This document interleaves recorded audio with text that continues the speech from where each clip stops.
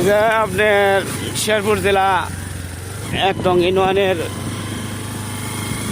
পরিষদে যাওয়ার রাস্তা, বাজার থেকে কামারচা বাজার থেকে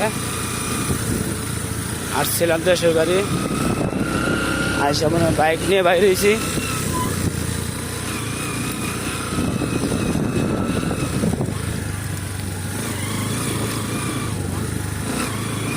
এলাকা পরিদর্শন করতে আসছি।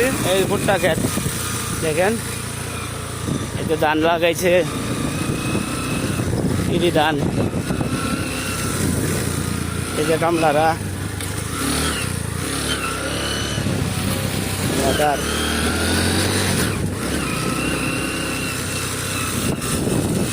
ভুট্টা ক্ষেত এলাকা।